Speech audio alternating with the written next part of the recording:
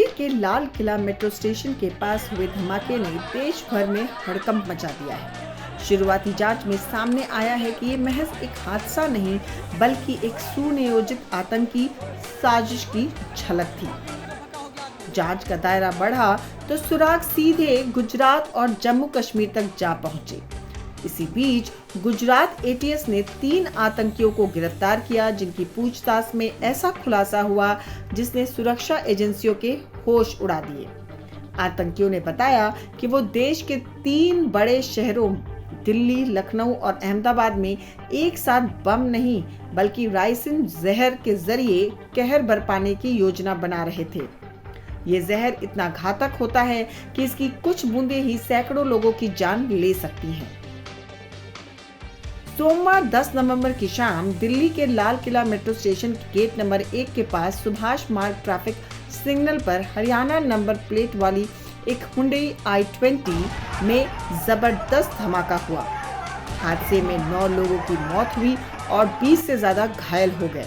कई गाड़ियों में आग लग गई। दिल्ली पुलिस और खुफिया एजेंसियों ने जांच तेज की और शुरुआती जांच में सामने आया कि ये कोई अचानक विस्फोट नहीं बल्कि संगठित आतंकी साजिश का हिस्सा था। गुजरात एटीएस ने एक डॉक्टर सैयद अहमद को गिरफ्तार किया, जिसके पास से 3 पिस्तौल, राइसिन जहर बनाने का रासायनिक सामान और कई संदिग्ध दस्तावेज बरामद हुए। सैयद अहमद मूल रूप से हैदराबाद का रहने वाला है और उसने 2008 से 2013 तक चीन में एमबीबीएस की पढ़ाई की थी। एटीएस अधिकारियों के मुताबिक सैयद आतंकवादी संगठन ISKP यानी इस्लामिक स्टेट खुरासन प्रोविंस के पाकिस्तानी हैंडलर अबू खदीजा के संपर्क में था। गुजरात एटीएस की पूछताछ में सामने आया कि तीनों आतंकियों ने देश के 3 बड़े शहरों में एक साथ हमला करने की योजना बनाई थी। अहमदाबाद में भीड़ भाड़ वाले बाजार और धार्मिक स्थलों पर हमला का इरादा था। लखनऊ में RSS कार्यालय को निशाना बनाने की तैयारी थी। दिल्ली में आजादपुर मंडी इलाके में जहरीले पदार्थ फैलाने की साजिश थी।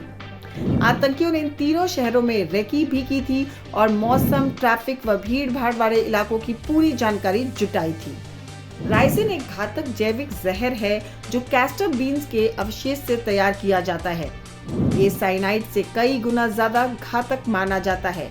मात्र कुछ मिलीग्राम राइसिन अगर किसी व्यक्ति के शरीर में चला जाए तो उसकी मृत्यु कुछ ही घंटों में हो सकती है।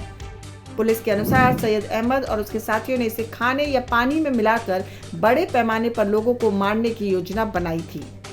इस मामले का लिंक फरीदाबाद छापों और जम्मू कश्मीर में पकड़े गए संदिग्धों से भी जुड़ा है। हरियाणा में एक आरोपी को 2900 किलो विस्फोटक और 2 असॉल्ट राइफल्स के साथ पकड़ा गया था। वहीं यूपी में एक शख्स को जैसे मोहम्मद की तारीफ में पोस्टर लगाने के आरोप में गिरफ्तार किया गया। इन गिरफ्तारियों के बाद से ही खुफिया एजेंसियों को शक था कि ये सभी एक ही नेटवर्क का हिस्सा हैं जो पाकिस्तान से संचालित होता है। गुजरात एटीएस की रिपोर्ट के अनुसार सैयद अहमद और उसके साथी 6 नवंबर की रात गुजरात पहुंचे, जहां उनका मकसद हथियारों का आदान प्रदान करना था। पकड़े गए आतंकियों ने पूछताछ में माना कि उन्होंने ड्रोन के जरिए पाकिस्तान से हथियार मंगवाए थे। गिरफ्तारी के वक्त सैयद के पास 2 ग्लॉक सेमी ऑटोमेटिक पिस्टल, एक बरेटा पिस्टल और R&D का तेल बरामद हुआ।